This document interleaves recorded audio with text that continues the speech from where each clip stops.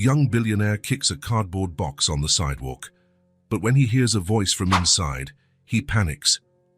Noah Larson pushed the revolving door of the corporate building as if he were running from something. The freezing December wind cut his face instantly, but he didn't even notice. He was used to the cold, both outside and within. The meeting had been a disaster. 4 hours of useless discussions, executives bickering over trifles, decisions that could have been made in 10 minutes. Noah left with a pounding headache in his temples and a desire to break something. The entire day had been like that. Problems piled on problems, incompetent people, contracts gone wrong. He was 29 with more money than he could count, but sometimes he felt like he was living someone else's life, an empty, meaningless life where nothing truly mattered. Walking through the streets of Manhattan, Noah felt the day's stress weighing on his shoulders. The cold wind bit at his face, but he didn't care. He was angry at work, angry at people, angry at himself. That's when he saw the box.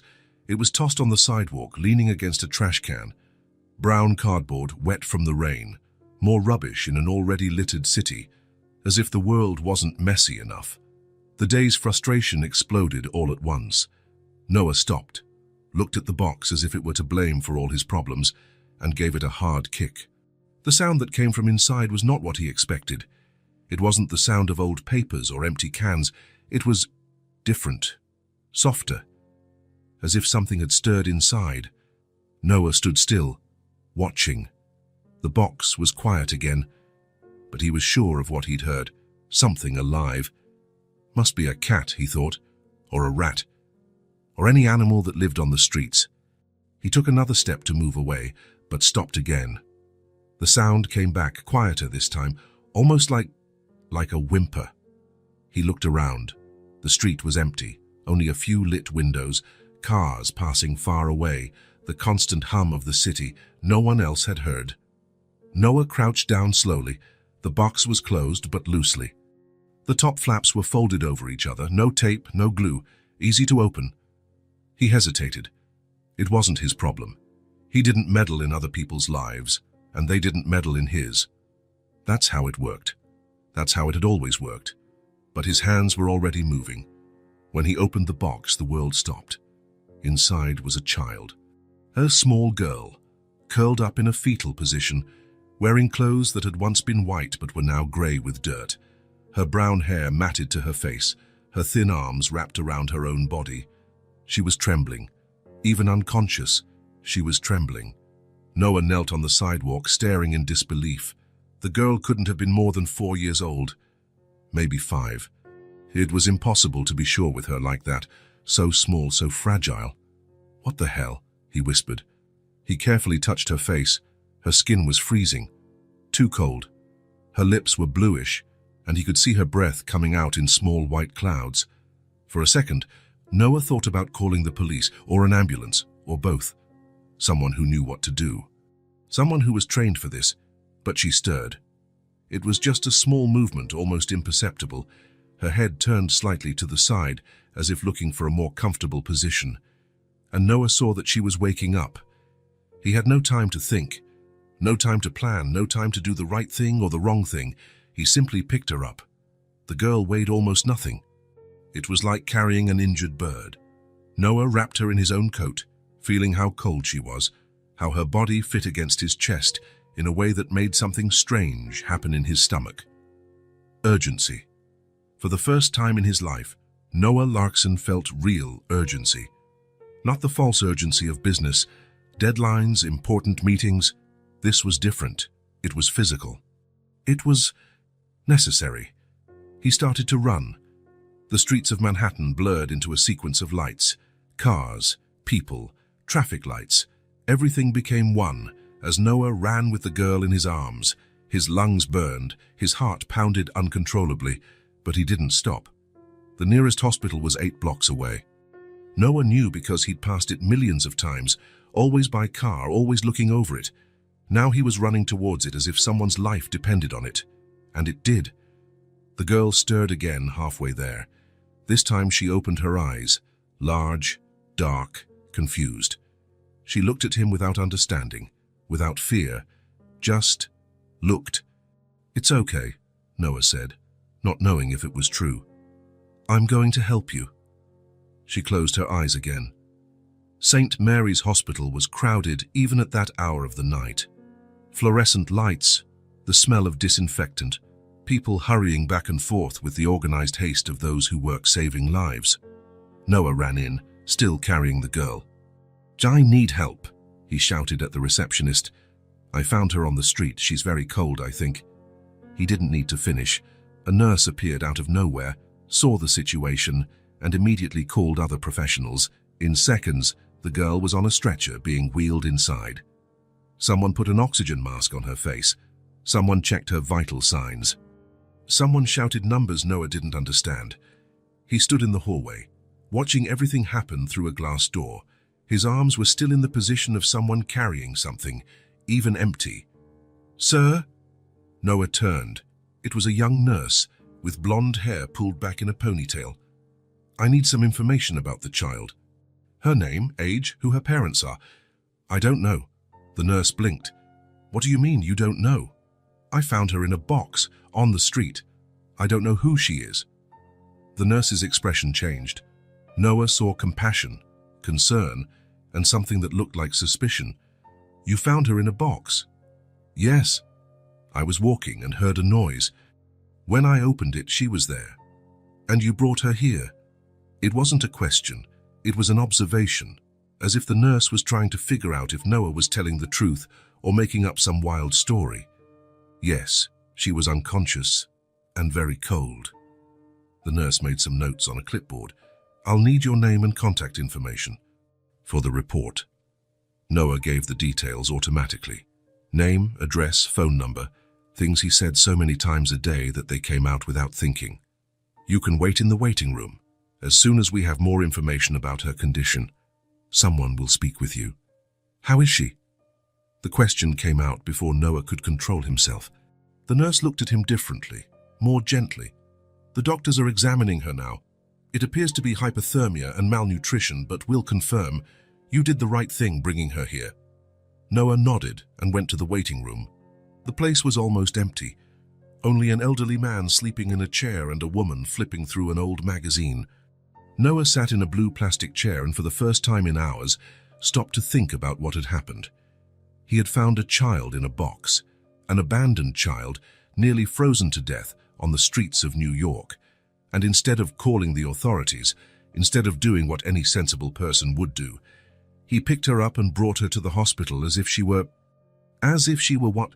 Her father, a relative, a stranger who cared. Noah had never cared about anything beyond his own interests. That's how he was raised. That's how he lived. You take care of yourself and let the rest of the world fend for itself. Everyone has their own problems. But when he saw that girl in the box, something changed. Something he couldn't explain or understand. It was as if a key had turned inside him, opening a door he didn't even know existed. "Mr. Larkson," Noah looked up. It was a young doctor in a white coat and a serious expression. "Yes. I'm Dr. Martinez. I'm taking care of the child you brought in." "How is she?" "Stable, for now. She had moderate hypothermia and clear signs of malnutrition. She must have gone at least a few weeks without adequate food, maybe longer." Noah felt something tighten in his chest. "Will she be okay?" "Yes, but she'll need to stay hospitalized for a few days. We want to monitor her body temperature and start a gradual nutritional program." "And then?" "Doctor." Martinez hesitated. "Well, that depends. We'll have to notify social services. A child in these conditions, found alone, it's protocol." "Social services?" "They will investigate the situation, look for the parents, try to understand how she ended up on the streets. If they don't find family, she'll go to a shelter until they can find a foster family." Noah nodded, but something inside him completely rejected the idea. The girl in a shelter, the girl with strangers, the girl away. Away from what? From him. It made no sense. He didn't even know her. "Can I see her?" The doctor seemed surprised. "You want to see her?" "Yes." "Well, she's sleeping, and you're not family. I'm the one who brought her in. Dr. Martinez looked at him for a moment, as if trying to decide something. All right, but only for a few minutes. The room was small and white. The girl was in bed, connected to some machines that constantly beeped. Thick blankets covered her up to her neck. Her face was less pale now, and her breathing seemed more regular. Noah approached slowly. Up close, she seemed even smaller, even more fragile. Her hair had been cleaned, and now he could see it was brown with golden highlights. Her small hands rested on the blanket, relaxed. She was beautiful. In a way that made you want to protect, care for, shield from the world. Noah stood there just watching. He didn't know why, but he felt responsible. As if because he had found her, because he had brought her to safety, now she was... What was she? His responsibility, his concern, his... The thought appeared out of nowhere and startled him. He shook his head, trying to shake off the silly idea he didn't even know her name.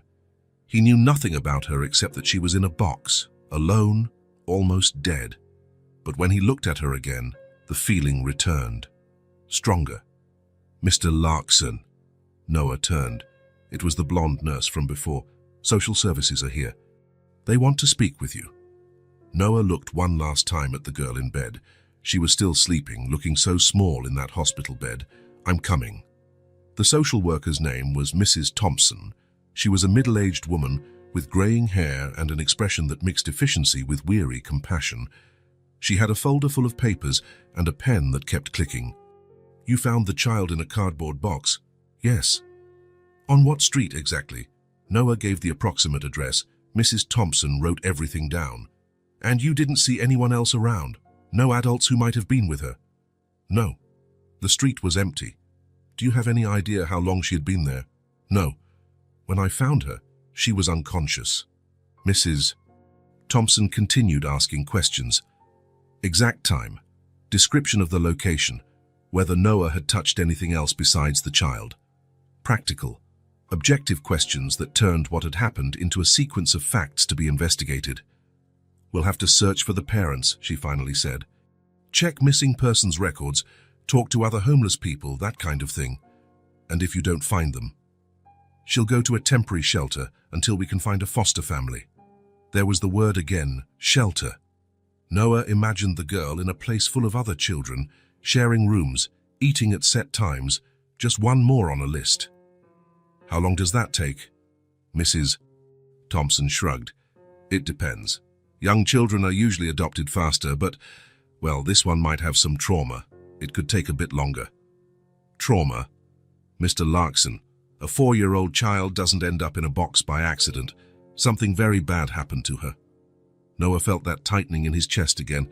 Can I keep her until you find her parents? The question came out before he could think. Mrs. Thompson stopped writing and looked at him. What do you mean? While you investigate, instead of putting her in a shelter, she can stay with me. You want temporary guardianship of her? Yes, I think so. Mrs. Thompson put her pen on the table. Mr. Larkson, do you understand that this involves background checks, home visits, interviews, and that the child may have special needs considering what she's been through? Noah hadn't thought about any of that. In fact, he hadn't thought it through properly. The idea had simply appeared and come out of his mouth before he could control it. I can give her everything she needs. It's not about money, it's about care, attention, emotional stability. Mrs. Thompson studied him for a moment. Do you have experience with children? No. Are you married? Do you have children? No. Close family who can help? No. With each answer, Noah saw his chances diminishing. Mrs. Thompson was right. He knew nothing about caring for children. He lived alone and worked 16 hours a day, had no experience with anything that wasn't making money. I'll be honest with you, Mrs. Thompson said. It's very difficult to get temporary guardianship without prior experience, especially for a single man, especially in a situation like this. Noah nodded. It was obvious, it was logical, it was sensible, but when he thought about the girl waking up alone in a shelter, surrounded by strangers, with no one she knew. Never mind, he said. It was a silly idea. Mrs. Thompson put her papers back in the folder. We will investigate the case. If we need more information, we'll contact you. She stood up to leave, but stopped. Mr. Larkson, what you did today was admirable. Many people would have just walked past. After she left, Noah was alone in the waiting room again. It was almost 2 in the morning and the hospital was quieter. Only the distant sound of medical equipment and occasional footsteps in the hallway. He should go home, take a shower, get some sleep, go back to his normal life. Tomorrow, Mrs. Thompson and her team would take care of everything. The girl would be fine. She would be cared for by professionals who knew what they were doing, but his feet wouldn't move. Instead, Noah got up and went back to her room. The girl was still sleeping. The machines kept beeping. The blankets continued to wrap her like a protective cocoon. Noah sat in the chair beside the bed. He didn't know why. He didn't know how long he would stay. He just knew he couldn't leave. That's when she woke up. First, it was just her eyes moving beneath her eyelids. Then a small movement of her head. Finally, she slowly opened her eyes, blinking a few times until she could focus. When she saw Noah, she didn't seem scared. She didn't scream, didn't cry, didn't try to hide. She just looked at him with a calm curiosity. "Hi," Noah said softly. She looked at him for a few more seconds before answering. "Hi." Her voice was small, hoarse, but clear. Noah leaned forward slightly. "How are you feeling?"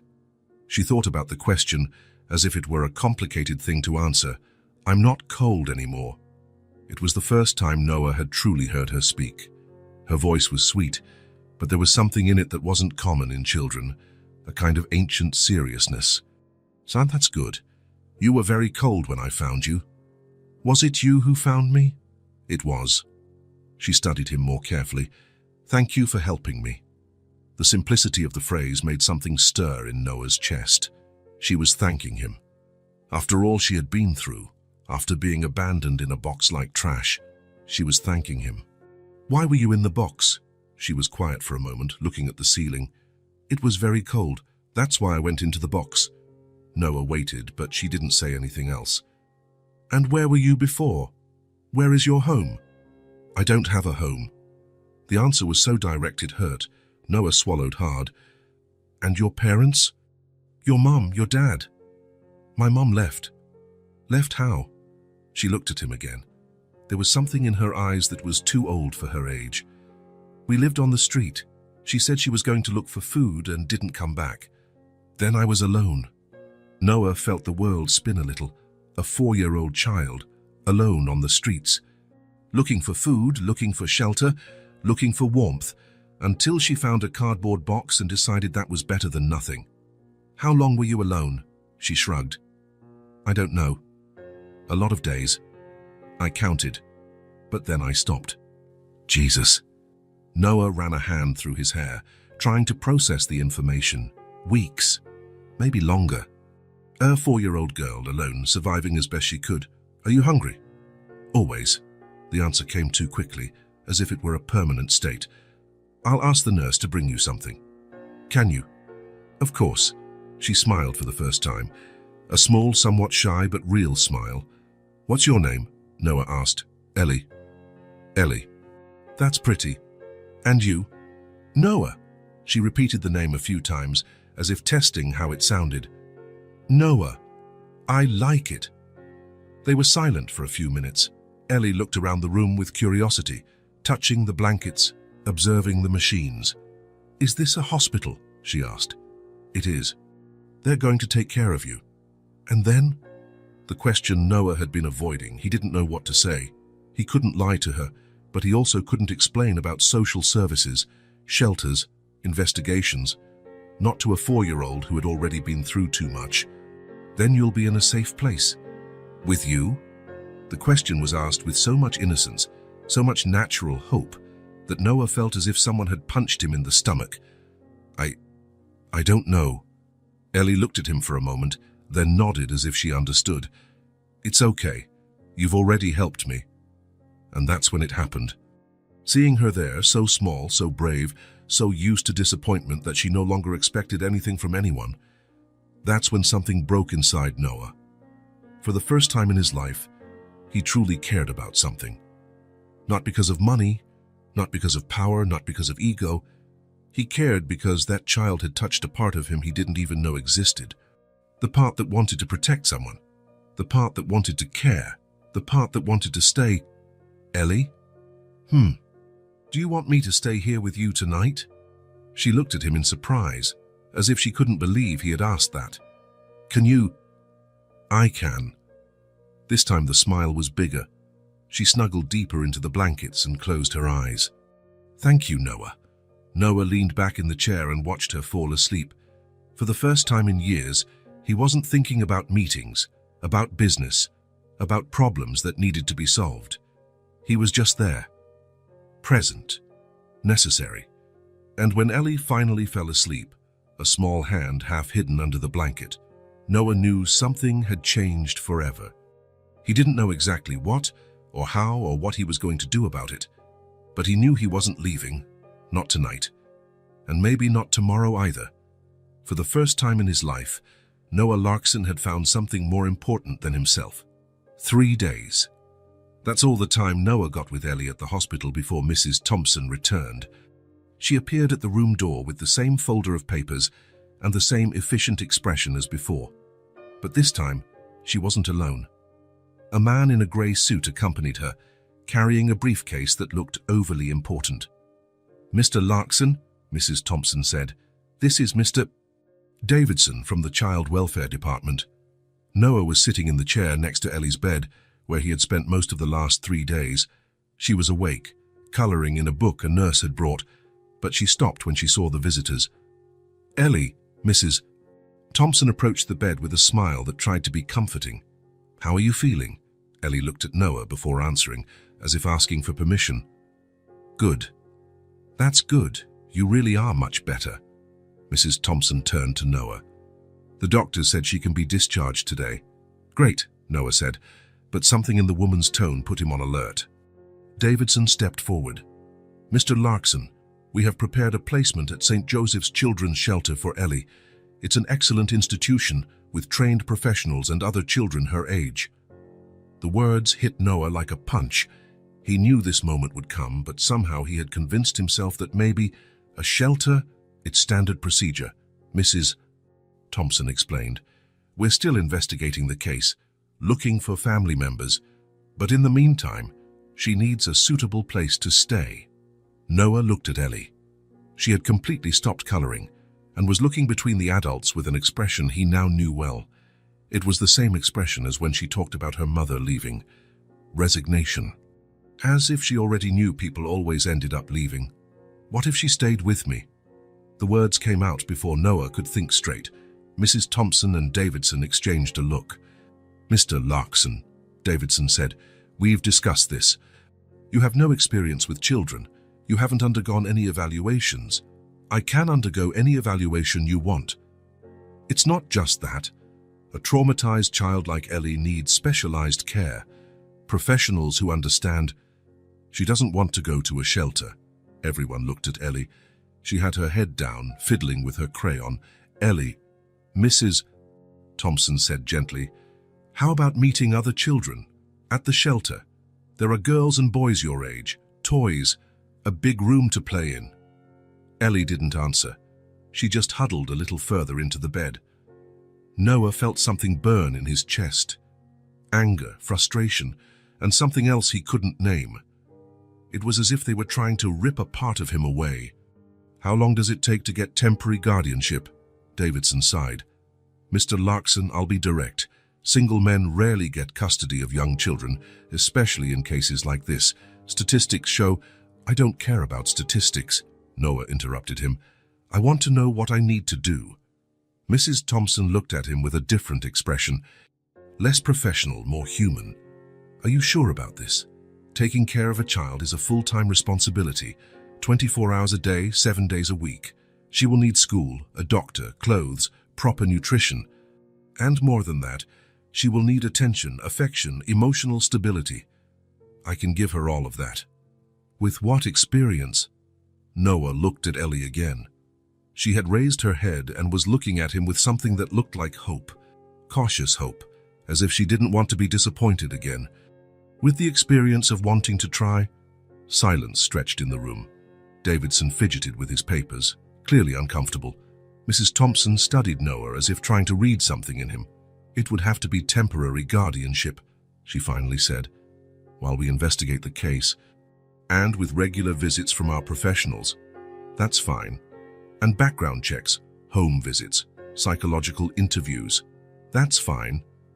And if at any time we consider that it's not working, it will work." Mrs. Thompson looked at Davidson, who shook his head in disapproval. She sighed. "I'll need a lot more documentation. Proof of income, personal and professional references, medical report." "How long?" "A week, maybe 2. Noah's heart sank. 2 weeks of Ellie in a shelter. 2 weeks of her thinking he had left too. "What if I submit everything today?" Davidson laughed. "Mr. Larkson, these processes take time." "It's not possible." "It is possible," Noah said, pulling out his phone. "If it's a matter of paperwork, I can get everything today." He started dialing numbers, lawyers, accountants, doctors, people who worked for him, who owed him favors, who could make things happen. In 15 minutes, he had mobilized half a dozen professionals to prepare all the necessary documents. Mrs. Thompson listened, impressed. "Mr. Larkson, even if you get all the paperwork, we still need to do the visits, the interviews. Do them today. Today. Now. I can pay overtime for whoever is necessary. I can pay for transportation. I can pay whatever it takes. But she's not going to a shelter." Davidson was red with indignation. "That's not how things work. There are protocols, procedures. There are emergencies too," Noah said. "And if you thought a child in a cardboard box was enough of an emergency to mobilize everyone in a hurry, then a child who doesn't want to go to a shelter should be too." Mrs. Thompson looked at Ellie, who was following the conversation with wide eyes. "Ellie," she said, "do you want to stay with Noah?" Ellie looked at Noah, then back at Mrs. Thompson. For a moment, Noah was afraid of the answer. What if she said no? What if she preferred to go to the shelter with other children instead of staying with a stranger she had known for 3 days? "Can I?" The question was asked with so much hope, it made Noah's heart ache. "If everything goes well with the documentation," Mrs. Thompson said. "Yes." Ellie smiled, the first big smile Noah had seen from her. "Then I want to?" Davidson tried to protest a little more, but Mrs. Thompson was already picking up the phone. In 2 hours, half of the Child Welfare Department was at the hospital checking documents, conducting interviews, and preparing the paperwork for temporary guardianship. Noah went through the interviews as if he were in an important business meeting. He answered all questions, signed all papers, gave all the information requested. And when Mrs. Thompson finally said him approved, he felt a relief he didn't know was possible. "It's temporary," she stressed once more. "Initial 60 days, renewable depending on the case's progress." "Understood. And we'll make weekly visits." "That's fine. And if there's any problem," and there won't be. 2 hours later, Noah was leaving the hospital with Ellie. She was wearing clothes a nurse had found for her, small jeans and a pink top that was a bit too big. She carried a plastic bag with the drawings she had made in the past few days. In the taxi, she was glued to the window, watching the city pass by. She didn't say much, but Noah could feel her nervous energy. She was going to a stranger's home, to a place she had never seen, with someone she had known for only a few days. "Are you okay?" he asked. She nodded, but kept looking out the window. Noah's apartment was on the Upper East Side, on the 22nd floor of a building with a view of Central Park. It was large, modern, filled with expensive furniture and artwork he never really stopped to look at. It was the kind of place that impressed clients and colleagues. But when he opened the door for Ellie, Noah saw the apartment through her eyes. Cold. Empty. Too quiet. "Is this where you live?" she asked, walking slowly through the entrance hall. "It is. Now it's where you live too." She continued exploring, touching things carefully, as if afraid of breaking something. She stopped in front of the large window overlooking the city. "It's very high up." "It is, but it's safe." She nodded, accepting the explanation. Noah took her to see the apartment, the modern kitchen he hardly ever used, the living room with white sofas that looked more like decorations than places to sit. the office full of papers and computers, and finally, the guest room he had decided would be hers. It had a single bed, a dresser, a chair, everything very clean, very organized, very impersonal. "This is your room," he said. Ellie walked in slowly, looking around. She placed her bag on the bed and stood in the middle of the room, as if she didn't know what to do. "Don't you like it?" "I do. It's very big." Noah looked at the room again. It was a normal room, perhaps even small by his standards, but for a child who had slept in a cardboard box. "Do you want me to take some things out? To make it smaller?" She shook her head. "No, I'll just get used to it." The rest of the afternoon passed in a strange mix of formality and attempts at normalcy. Noah showed her where the food was, how the TV worked, where the bathroom was. Ellie followed him around the house, observing everything carefully, but speaking little. At dinner time, Noah realized he had nothing suitable for a child. He opened the refrigerator and found water, wine, some leftover Chinese food, and expired yogurt. "What kind of food do you like?" he asked. Ellie shrugged. "Anything." "No, seriously. What do you want for dinner?" She thought for a moment. "Pasta?" "Pasta. Right." Noah ordered Italian food from a restaurant he knew. When it arrived, they sat at the dining table, a table too large for 2 people, and ate in silence. Ellie ate slowly, chewing carefully, as if she still couldn't believe the food was truly hers. Every now and then she would look at Noah, as if checking if everything was okay. "Is it good?" he asked. "It is. Thank you." After dinner, they went to the living room. Noah turned on the TV and looked for a cartoon channel. Ellie sat on the sofa, but right on the edge, as if she didn't want to take up too much space. "You can sit properly," Noah said. "The sofa is for sitting." She settled in better, but still kept her distance. Noah sat on the other side of the sofa, leaving space between them. They watched TV for an hour. Or rather, Ellie watched and Noah pretended to watch while actually observing her. The way she chuckled softly at funny parts, how she cringed during parts that seemed scary, how she looked at him from time to time as if checking if he was still there. When it started to get dark outside, Noah realized he wasn't sure what a 4-year-old's routine was. "Are you sleepy?" he asked. Ellie shook her head, but he noticed she was rubbing her eyes. "Do you want to take a bath before bed?" She nodded. The bath was an adventure. Noah had never bathed a child in his life. Ellie insisted she could wash herself, but he stayed outside the door, worried she might slip or drown or something.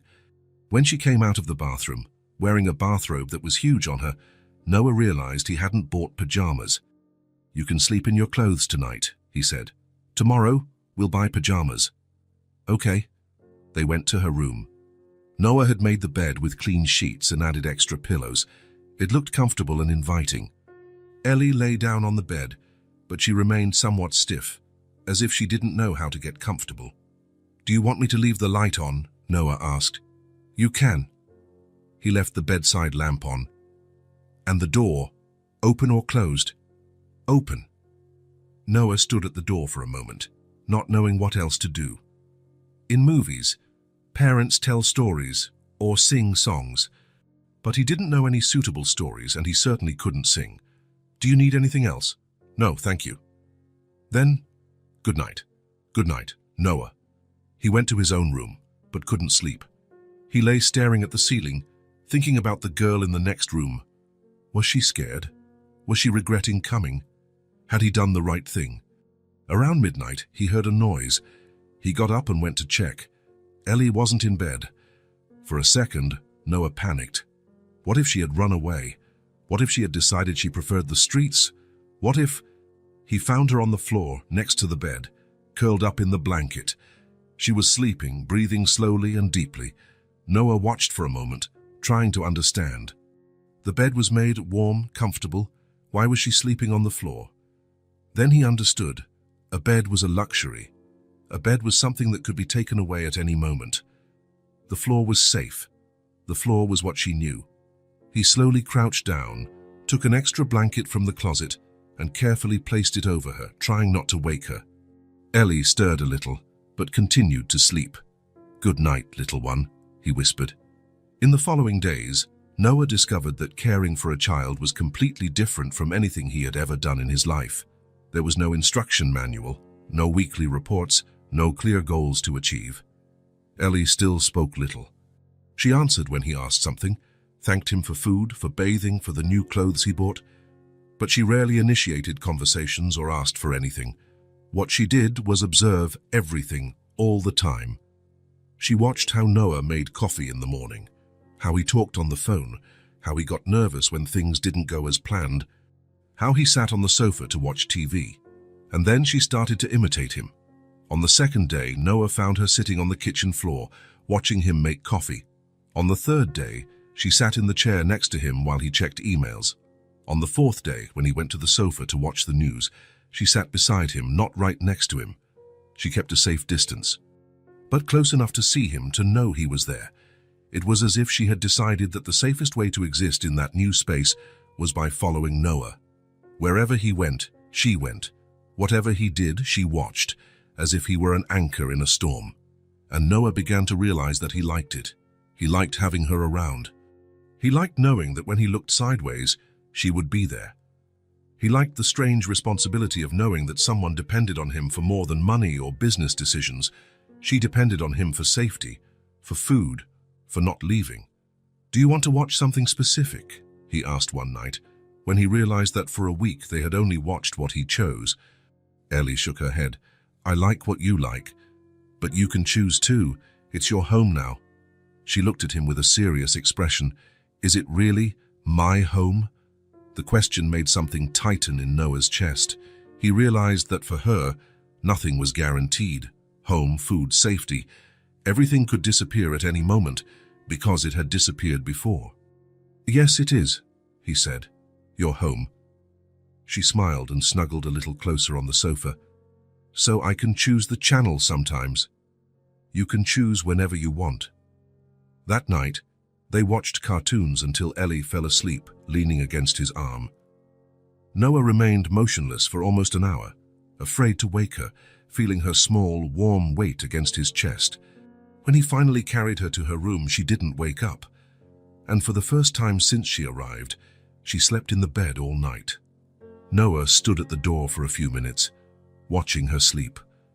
So small, so confident now, so his. That was it. He didn't know when it had happened, but it had. Ellie was his responsibility, his concern, his family. And he discovered that he didn't want it to be any different. Mrs. Thompson could talk all she wanted about temporary guardianship and procedures. Davidson could cite all the statistics he knew about single men and traumatized children. But there, in that room, watching Ellie sleep safe and warm in a real bed, Noah knew he had found something he didn't know he was looking for. He had found a reason to wake up in the morning that had nothing to do with money or power. He had found someone who needed him as much as he needed her. And for the first time in his life, Noah Larkson felt completely, truly necessary. The second week began with Noah realizing that he knew absolutely nothing about taking care of a child. Like, nothing at all. On Monday morning, he woke up to Ellie knocking on his bedroom door. "Noah, I'm hungry." He looked at the clock, 6:30 in the morning. Never in his life had he woken up so early by choice. But there she was, standing at the door, her hair all messy and her clothes wrinkled from sleeping. "Okay, let's make breakfast." Noah went to the kitchen and opened the refrigerator. It was still practically empty. He had some fruit he'd bought the day before, yogurt, and that was it. "What do you usually eat for breakfast?" he asked. Ellie shrugged. "Whatever there is." This answer was starting to bother Noah. Not because it was difficult, but because it was obvious she had learned not to expect much from life. "No, seriously, what do you like to eat?" She thought for a moment. "Cereal? Cereal, right." Noah looked at the cabinets. There was no cereal, no milk, nothing a normal child would eat for breakfast. "Let's go out and buy some," he said. The supermarket at 7 in the morning was a new world for Noah, full of people rushing around, buying groceries for the week, grabbing coffee on their way to work. He had never noticed it, because he had never been in a supermarket at that hour. In fact, he was rarely in a supermarket at any hour. Ellie was impressed by the size of the place. She walked glued to the cart Noah pushed, looking at everything with wide eyes. "There's a lot of food here," she said. "Yes, you can choose whatever you want." They went to the cereal aisle first. Noah stood in front of the shelves, looking at dozens of colorful boxes. How did anyone choose among so many options? "Which one do you want?" Ellie looked at all the options, clearly lost as well. "I don't know. Which one is best?" "I don't know. I've never bought cereal." She looked at him in surprise. "Never. Never." "What do you eat for breakfast?" Noah thought. What did he eat for breakfast? Coffee, usually. Sometimes nothing. Sometimes something his assistant bought. "Coffee," he said. "Just coffee." "Sometimes a fruit." Ellie seemed to find that very strange. "Don't you get hungry?" "I get used to it." She nodded as if she understood perfectly. One more thing they had in common, getting used to less. But today was different. Today they were going to choose cereal. Ellie pointed to a box with a colorful character. "So that looks yummy. Then let's get that one." Noah tossed the box into the cart and they continued walking. Milk, fruit, bread, eggs. Basic things he had never thought of having at home because he always ate out or ordered delivery. When they got home, Noah realized he had another problem. He didn't know how to prepare anything. He opened the cereal box and poured it into a bowl. He grabbed the milk and spilled half of it on the counter. "Damn," he said, and immediately regretted it. "Sorry, I shouldn't curse around you." Ellie giggled. It was a small laugh, just a puff of air, but it was the first time Noah had heard her truly laugh. Not a polite smile or a response to what he said. A real laugh. "I can help you," she said. And then something strange happened. Noah, who ran companies, who made decisions that moved millions of dollars, who commanded meetings with dozens of executives, let a 4-year-old girl teach him how to pour milk into cereal.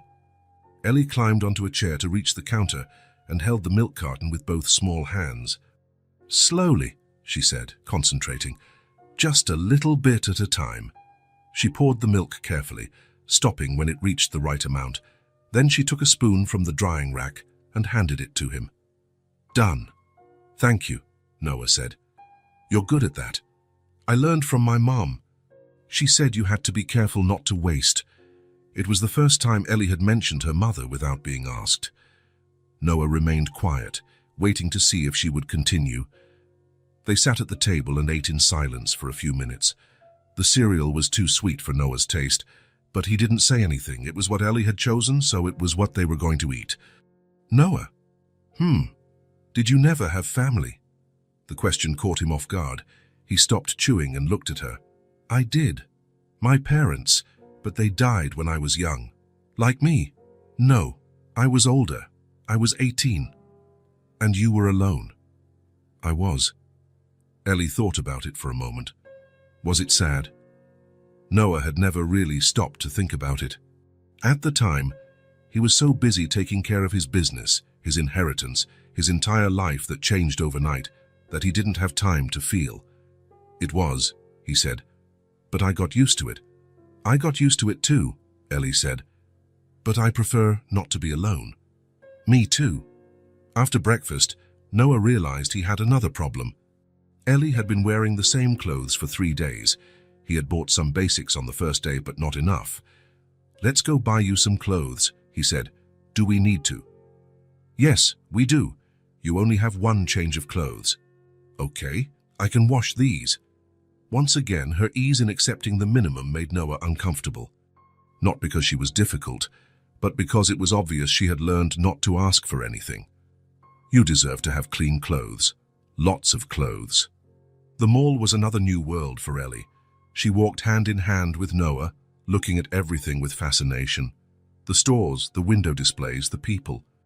In the children's clothing store, the saleswoman was super friendly and helped Noah choose what a 4-year-old girl would need. Pants, shirts, dresses, pajamas, shoes, socks, underwear. "Does she need all this?" Noah asked, looking at the pile of clothes. "Children grow fast," the saleswoman said. "Boys, and they get their clothes dirty every day."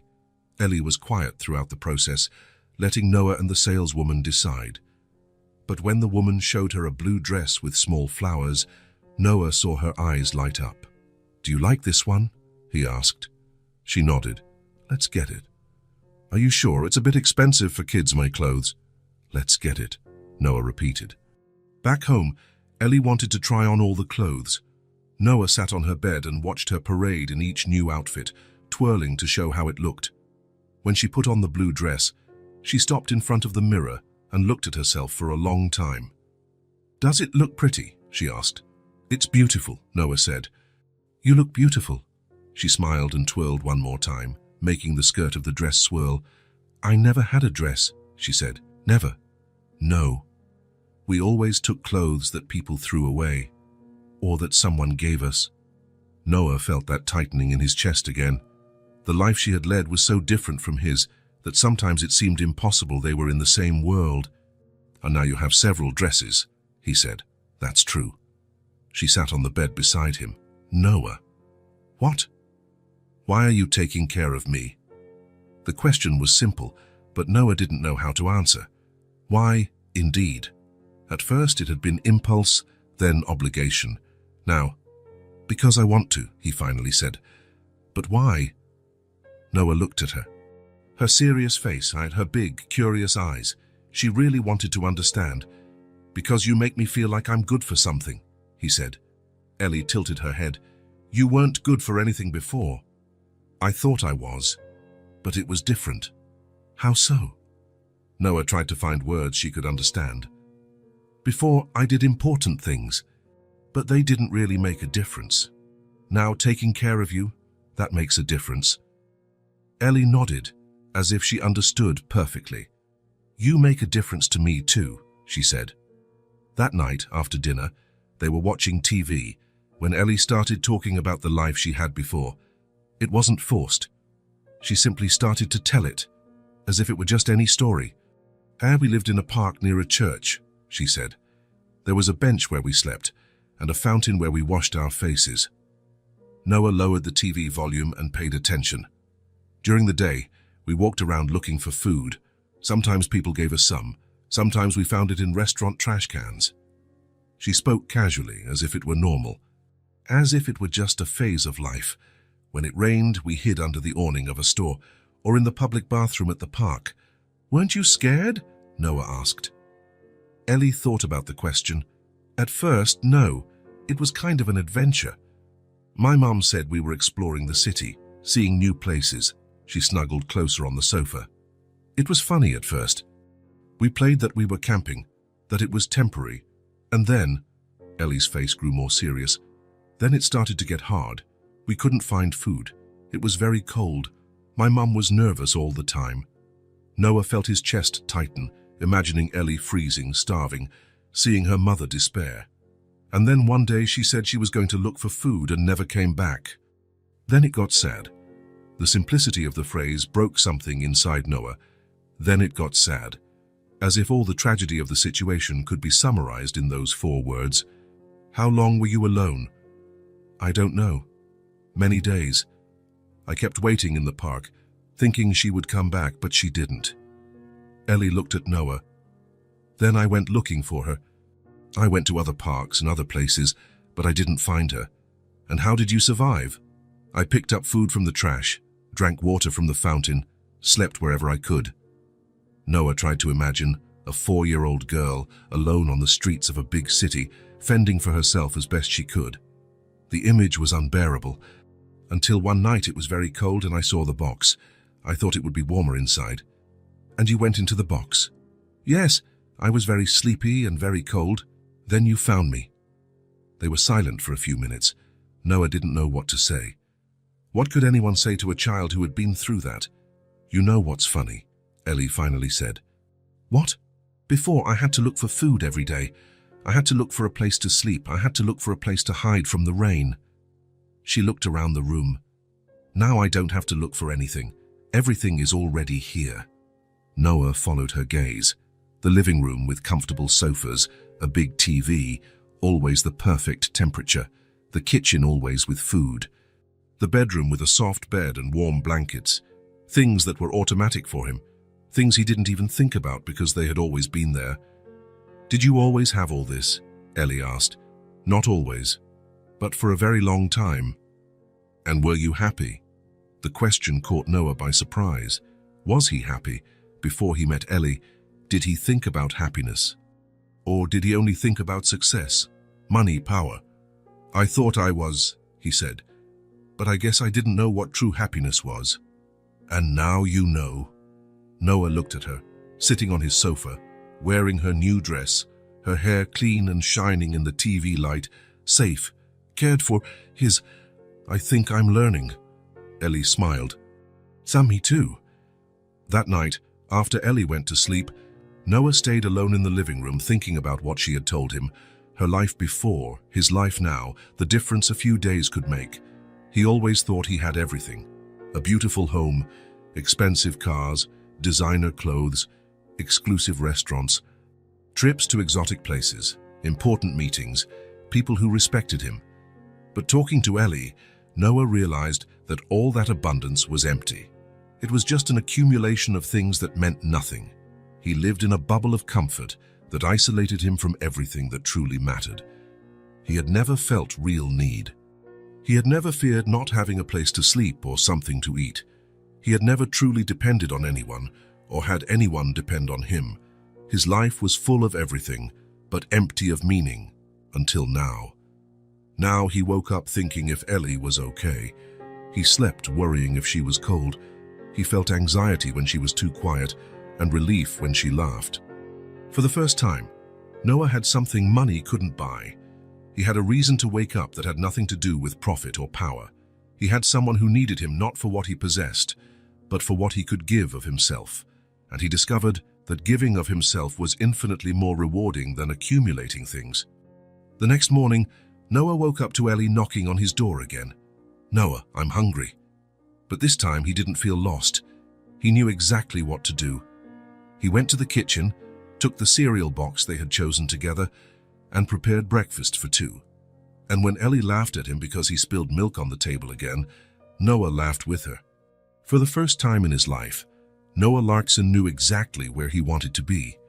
Noah spent all night thinking about the conversation he had with Ellie, about the stories she told about life on the streets, about her mother who went to look for food and never came back, about the way she told all of it, without anger, without blame, just with a sadness too accepting for her age.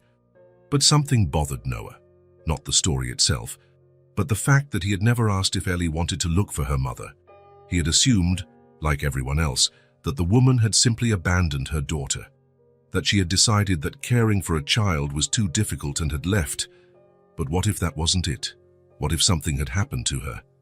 The next morning, after Ellie had breakfast and settled in the living room to watch cartoons, Noah called a private detective he had used a few times for business investigations. "Jack, it's Noah Larkson. I need a favor." Jack Morrison was a former police officer, an expert in cases that required discretion. He had helped Noah a few times with background checks on business partners, nothing too complicated. "Sure, Noah, what do you need?" "I want you to find a person, a woman, mother of a child who's living with me now." There was silence on the other end. "Living with you?" "It's a long story. The child was abandoned. I got temporary guardianship. But I want to know what happened to her mother." "Understood. Do you have any information? Name, age, last seen?" Noah realized he knew almost nothing. He didn't know Ellie's mother's name, her age, nothing beyond what the girl herself had told him. "I'll have to ask the child," he said.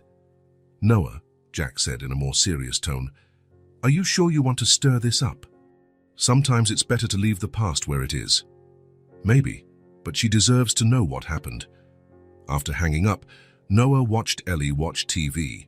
She was sitting on the floor, cross-legged, completely focused on the cartoon. She was wearing one of her new outfits. Her hair was brushed, her cheeks had a healthy color.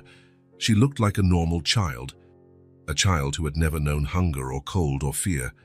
But Noah knew that beneath that appearance of normalcy, Ellie carried memories no child should have. And one of the biggest was not knowing what had happened to the only person who had cared for her. "Ellie, can I talk to you about something?" She turned off the TV and sat on the sofa next to him. Noah noticed that whenever he said he wanted to talk, she stopped everything to give him her attention, as if his words were the most important thing in the world. "It's about your mom," he said. Ellie became more serious, but didn't seem scared. "What about her?" "I was thinking, if I could try to find her." "Would you like that?" The question hung in the air between them. Ellie looked at the floor, then at the window, then back at Noah. "What do you mean, find her?" "Hire someone to look for her, to find out where she is, what happened." Ellie was quiet for a long time. Noah could practically see the thoughts going through her head. "And what if she doesn't want to see me?" she finally asked. The question broke Noah's heart. A 4-year-old already thinking about rejection. "Why wouldn't she want to see you?" "Because she left me." "Ellie, sometimes people don't leave on purpose. Sometimes things happen that they can't control." She looked at him with those big, serious eyes. "Like what?" Noah realized he was entering delicate territory. He couldn't promise that her mother hadn't abandoned her on purpose. He couldn't promise they would find her. He couldn't promise everything would be okay. "I don't know," he said honestly. "But I think you deserve to know the truth." Ellie thought a little more. "If you find her, will I have to leave?" And there it was. The real fear, not of rejection, but of having to leave the only safety she had found. "No," Noah said immediately. "No matter what happens, you won't have to leave if you don't want to. Promise." "I promise." Ellie nodded slowly. "Then you can look." That afternoon, Noah sat with Ellie to gather all the information she could remember about her mother. It wasn't easy. Child memories are fragmented, especially memories of traumatic situations. Her mother's name was Sarah.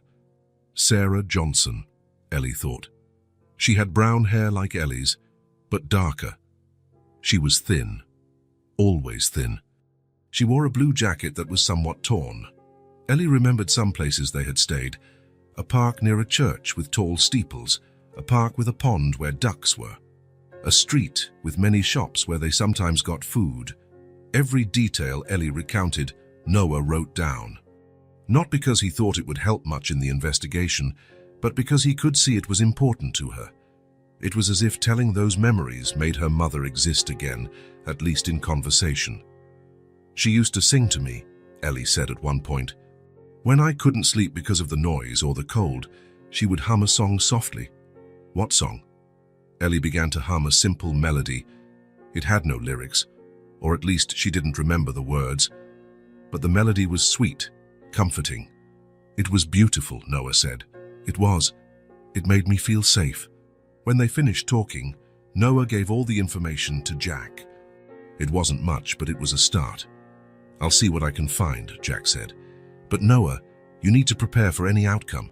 People who live on the streets, sometimes the stories don't end well." "I know. And you need to think about what you'll do if we find her. If she's alive, if she wants her daughter back." Noah hadn't thought about that. Throughout the conversation with Ellie, throughout the process of gathering information, he had focused only on giving her answers. He hadn't thought about what would happen next. And for the first time in his life, Noah was trying to help someone come back, not leave. His entire career had been about convincing people to sign contracts, to accept his terms, to do what he wanted. He was an expert at making people turn away from other options and choose him. But now he was doing the exact opposite. He was actively looking for someone who could take Ellie away from him. It was the most counterintuitive and most frightening thing he had ever done. And at the same time, he knew it was the right thing to do. Because if he truly loved Ellie, and he was starting to understand that yes, he loved her in a way he had never imagined possible, then he had to want what was best for her, even if it meant losing her. The investigation took 2 weeks. 2 weeks of Noah waking up every day hoping for a call from Jack. 2 weeks of Ellie asking any news every afternoon when he got home from work. 2 weeks of Noah being torn between hope and terror. Finally, Jack called. "Noah, I found her." Noah's heart stopped. "You found her?" "I found out what happened to her. Can you come here?" "It's better if we talk in person." Jack's office was in a commercial building downtown. Small rooms, simple furniture, the smell of old coffee. Noah sat in the chair opposite his desk and waited. Jack opened a folder and pulled out some papers. "I found Sarah Johnson," he said. "The good news is she's alive." Noah felt relief and anxiety at the same time. "So, and the bad news?" "Well, it's complicated." Jack leaned back in his chair. "I was able to track her through shelter records. Apparently, on the same night Ellie was found in the box, Sarah collapsed on a street about 10 blocks away." "Collapsed?" "Severe hypothermia, extreme malnutrition, dehydration.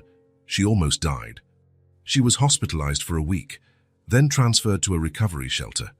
Noah tried to process the information. "So she didn't abandon Ellie on purpose?" "It doesn't seem so.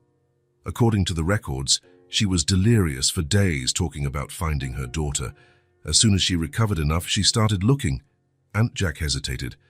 "And she looked for weeks.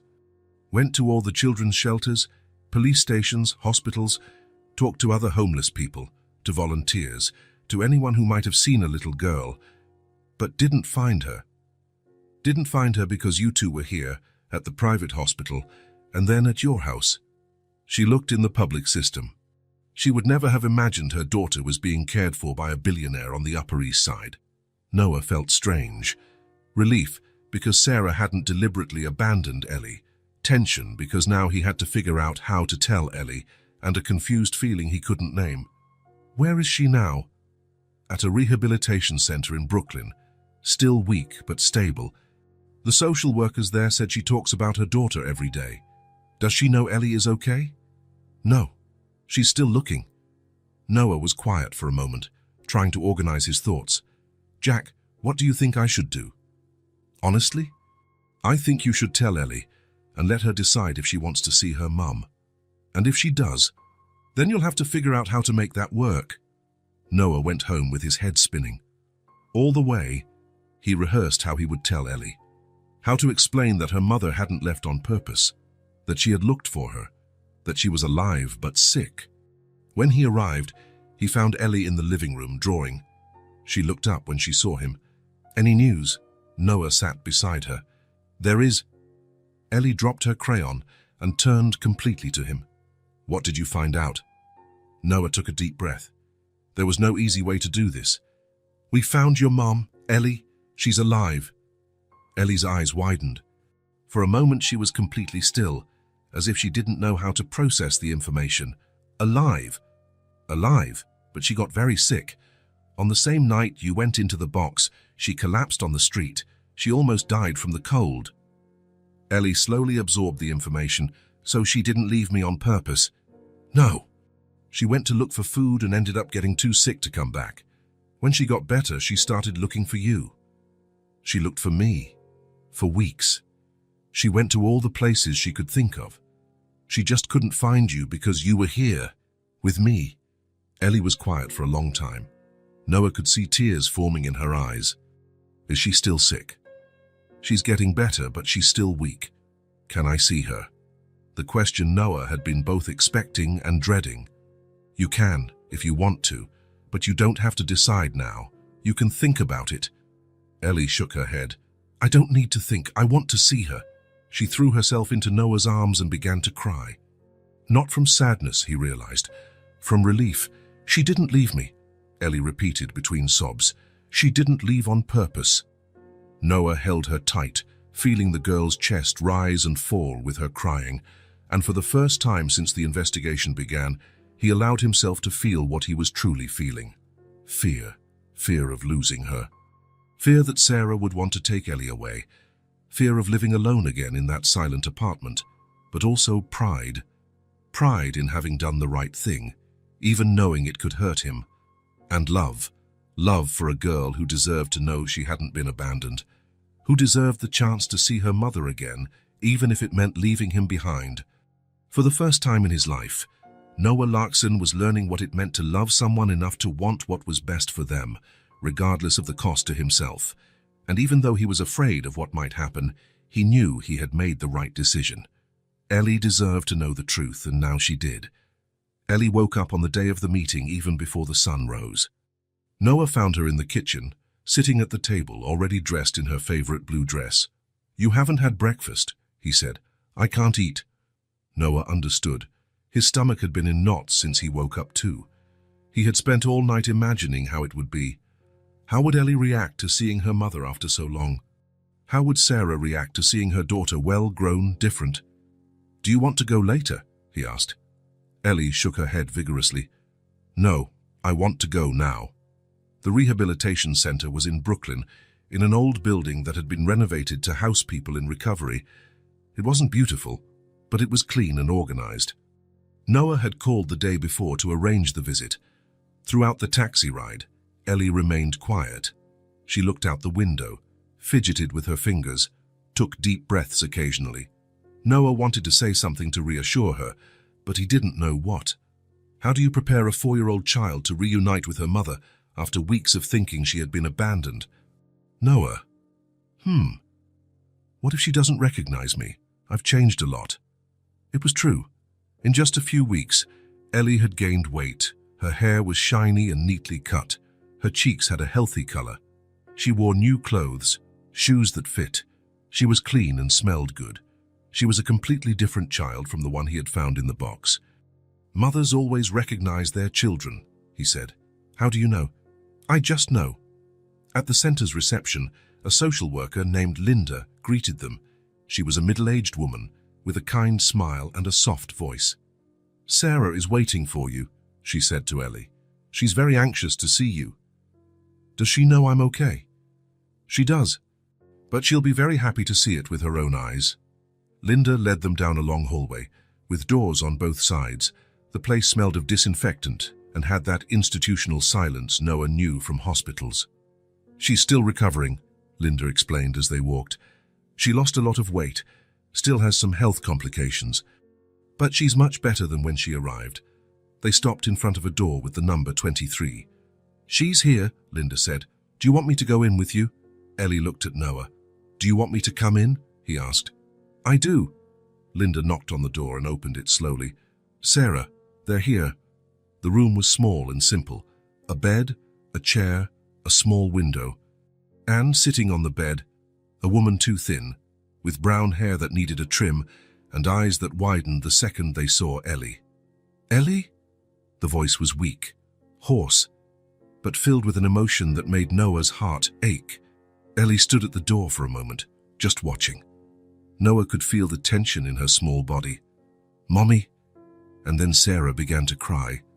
Not a delicate cry, but a cry of profound relief, of despair that finally found peace. "My God," she whispered. "My God, you're well. You're beautiful." Ellie took a step forward, then another. Slowly, as if unsure if it was real. "You didn't abandon me." The question came out small, vulnerable. Sarah held out her arms. "Never," she said, her voice breaking. "Never, my love. I tried to come back, but my body wouldn't let me." And then Ellie ran. She ran into her mother's arms and threw herself onto the bed, clinging to her as if she would never let go.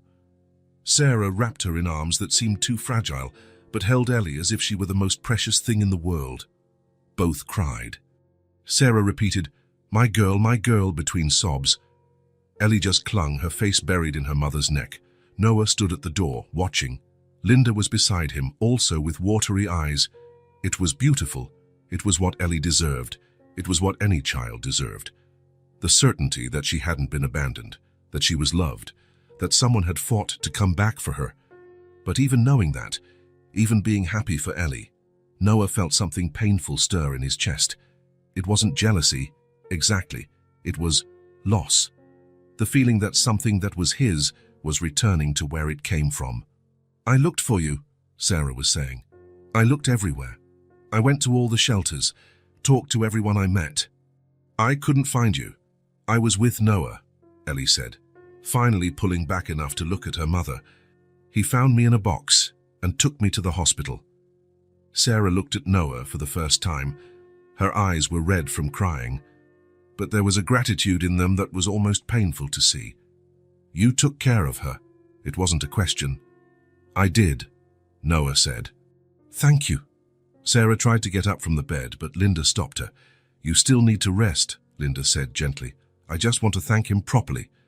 You don't need to, Noah said. Anyone would have done the same. Sarah shook her head. No, not just anyone. Look at her. She ran a hand through Ellie's hair. She's healthy, happy. That doesn't happen by chance. They stayed in the room for another hour. Ellie talked about life in Noah's apartment, about the new clothes, about learning to make cereal, about watching TV on the big sofa. Sarah listened to everything with a mixture of joy and sadness. Joy because her daughter had been well cared for, sadness because she had missed all those experiences. Do you like living with Noah? She asked at one point. Ellie looked at Noah, then back at her mother. I do. He's good to me. But I missed you. I missed you too.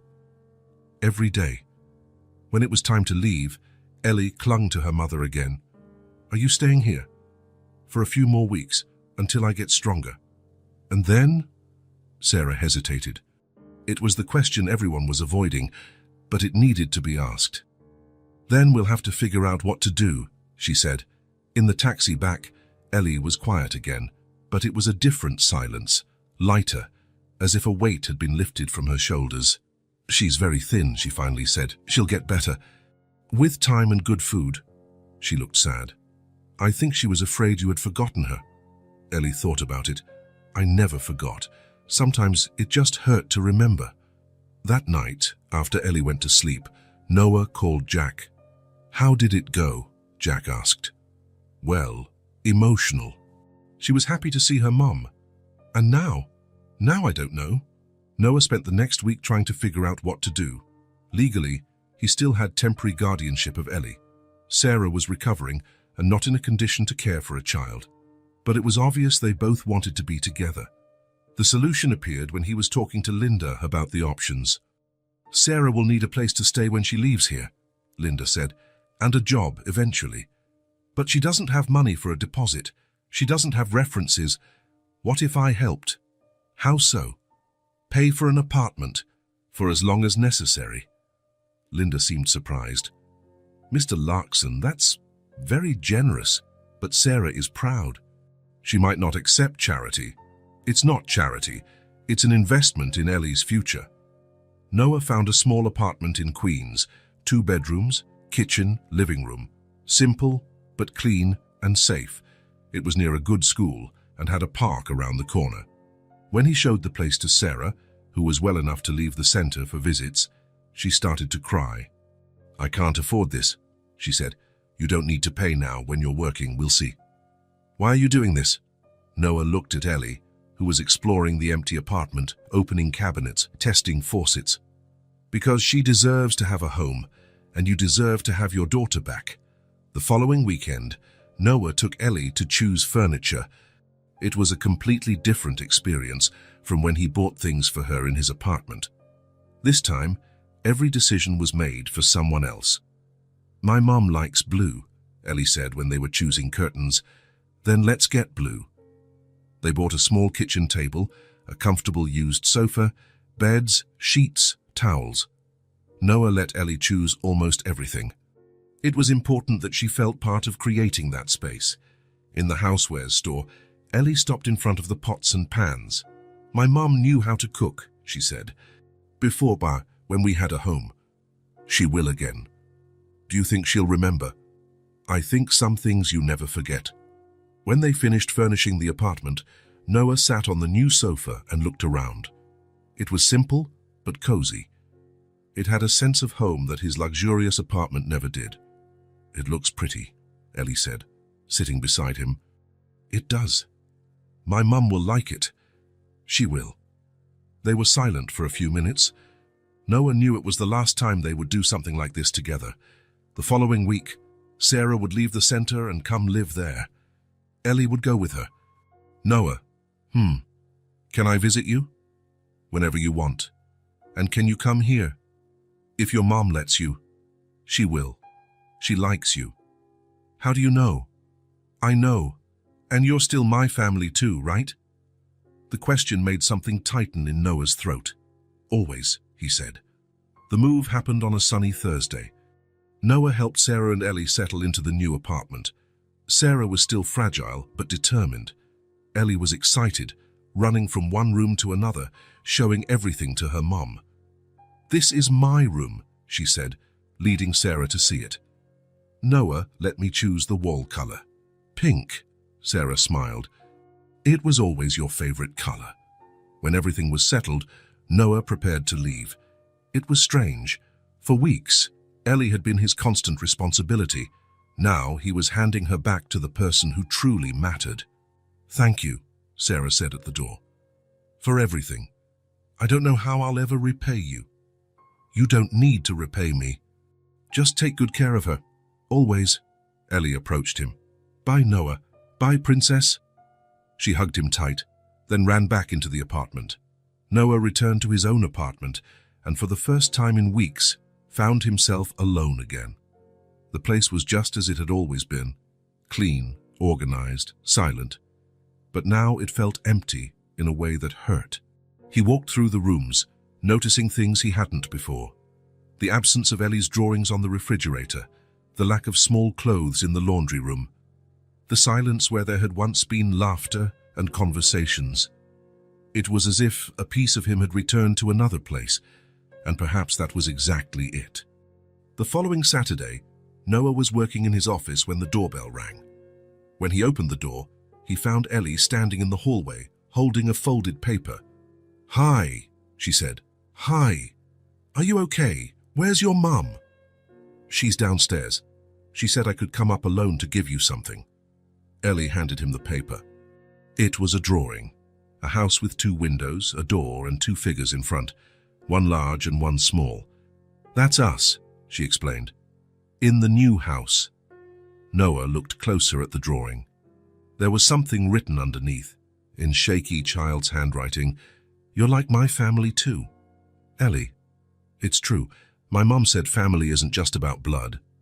It's about who takes care of you, and you took care of me. Noah knelt to be at her height. You're my family too, he said. Really, really, always will be. Ellie smiled and hugged him again. I have to go. My mum's making pasta for us. She remembered how to cook. She did, and it's yummy. After Ellie left, Noah put the drawing on the refrigerator. He looked at it for a long time. She was right. Family wasn't just blood, it was choice, it was care. It was wanting the best for someone, even when it meant letting go.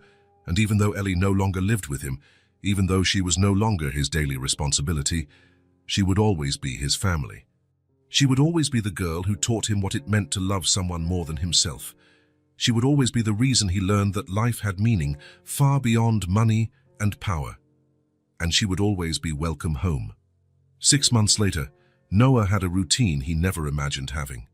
Every Wednesday, he left the office early and drove to Queens, not because he had to go, because he wanted to go, because Wednesday was the day Ellie waited for him with a smile at the window, and Sarah prepared tea for 3. On that particular Wednesday, Noah stopped at a toy store on the way. He had seen a 1,000-piece puzzle in the window and remembered that Ellie had said she wanted to learn how to do difficult puzzles. Tanhua! Ellie came running and threw herself into his arms. At 5 now, she was taller, stronger, but still fit perfectly in his hug.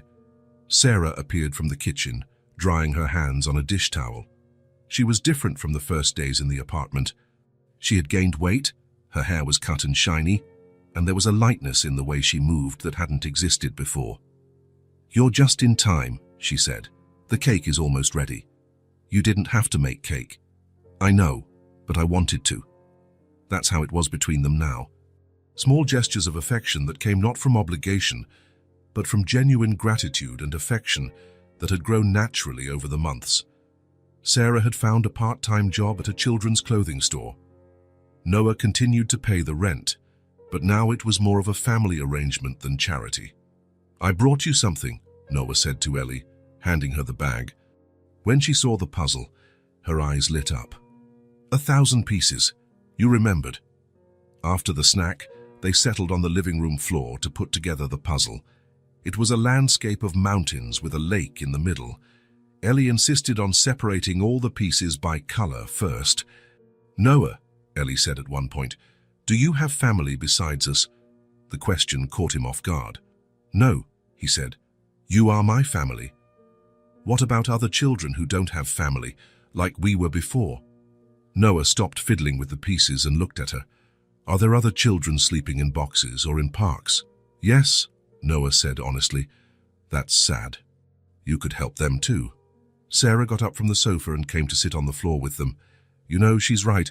When I was at the rehabilitation center, I met many mothers who lost their children because they had nowhere to live. That would be a lot of responsibility, Noah said. You have money for it, Ellie said with the brutal simplicity of children.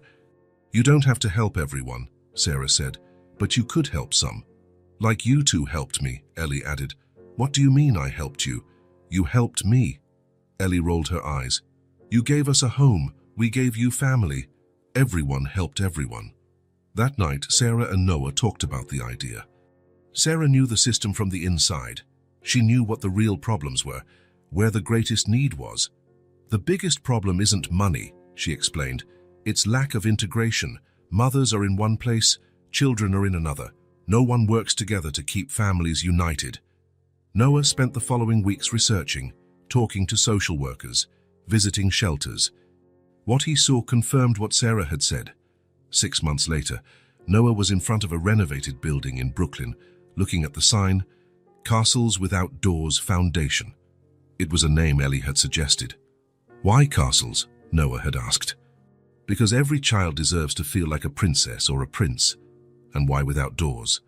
Because when you don't have a home, it's like all doors are closed to you, so we leave them open. The foundation started small.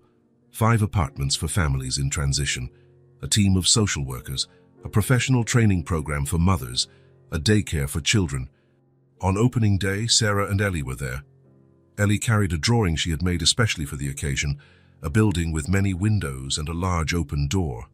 In front, dozens of small figures entering and leaving freely. It's for you, she said, handing the drawing to Noah.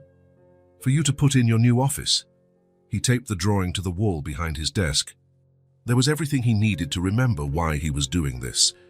In the months that followed, the foundation grew.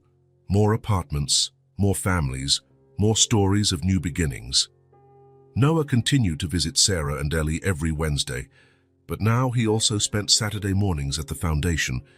On one of those Saturdays, he was helping a new mother when Ellie appeared at the door. Hi, Noah. My mum came to bring clothes that don't fit me anymore. Ellie looked around the apartment. It looks like our apartment, when you helped us move. Do you like doing this? She asked. I like it a lot. Why? Because it makes me feel useful. You were always useful, Ellie said. You just didn't know it. That night, Noah received a call from Sarah. Ellie wants to talk to you. Hi, Noah. I just wanted to say good night. Good night to you too. Noah, thank you for finding me in that box. Thank you for being there to be found. After he hung up, Noah thought about how life had changed. A year ago, he was a man who had everything and felt nothing. Today, he had discovered that true wealth wasn't in how much you owned guitar, but in how many lives you touched. Ellie had taught him that. A 4-year-old girl who should have felt grateful to have been saved, but who, in fact, had been the one who saved him. She hadn't just found a family. She had created one. He didn't adopt Ellie. She adopted him, and he was never alone again. If this story touched your heart, subscribe to the channel and turn on notifications so you don't miss the next ones.